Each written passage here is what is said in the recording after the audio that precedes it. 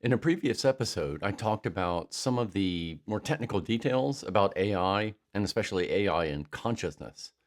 But today, I wanted to talk more about how AI is being used and especially AI and expertise.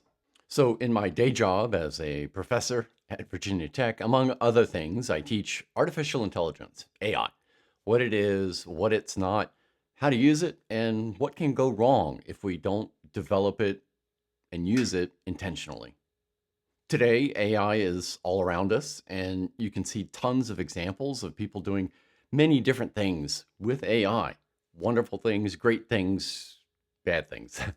But what is concerning, especially with the development and push into the market of recent AI models called LLMs, what's concerning is the trend of people saying things like, oh, over the weekend, I got AI to write 3 software applications for me. I'm now a programmer. Look at how productive I am.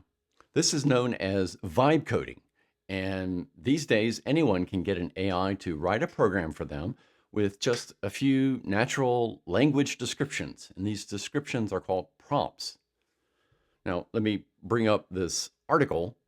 So I'm showing here now a screenshot from a Medium article titled The Vibe Coding Side Hustle That Earns Me $600 a Month by author The No Code Mindset. The article goes on to detail how this person markets themselves markets themselves to businesses as a developer, but then just kind of uses AI coding tools to write the code and do the work for them. The author writes, quote, the average project takes me 4 to 6 hours and pays $750 to $1,200, which means I'm earning roughly $150 to $200 per hour doing something I couldn't have done 6 months ago. Now, the kicker, of course, can be seen in this next screenshot of the article, where they say they don't even know how to code. But they do in the article talk about their workflow of using AI. I describe what I want in plain English, AI generates the code, and then I deliver working products to paying clients. They think I'm a developer. I'm just good at talking to AI. But this use of generative AI to do the work for you is not just for coding, not just for writing software. People are using AI as a shortcut to write books for them, to create instant artwork, and even write songs. And not just the lyrics, but a complete band performance.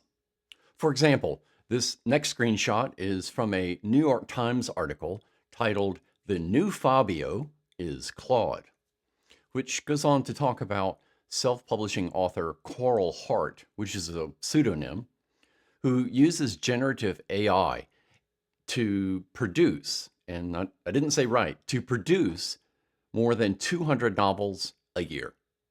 She says that last year, by self publishing these books on Amazon, she sold 50,000 copies and earned hundreds of thousands of dollars. So while I'm quite happy that these people are being entertained by using AI, the problem is that being able to push a button or write a generative AI prompt is not really what makes someone a programmer, a writer, an artist, or a musician. Like if you had a robot who lifted the weights for you in the gym, that doesn't make you strong. In fact, with these digital shortcuts, I think we're in danger of losing sight of what it actually takes to develop true excellence in a skill, whether that's coding, painting, writing, playing an instrument, or doing anything meaningful. We are in danger of losing our ability to do the hard work of building experience and expertise. And another problem with vibe coding and generative AI is that the non or newbie coder won't ever become a senior or expert coder. Why? Because vibe coding isn't understanding how to break down a problem into its components, how to prototype and test problem solutions, how software is designed, how algorithms work, and perhaps most importantly, it doesn't help you develop the software engineering expertise and wisdom to know how to make decisions in some situations. Like some coding choices work better in some situations for some problems, but not for others.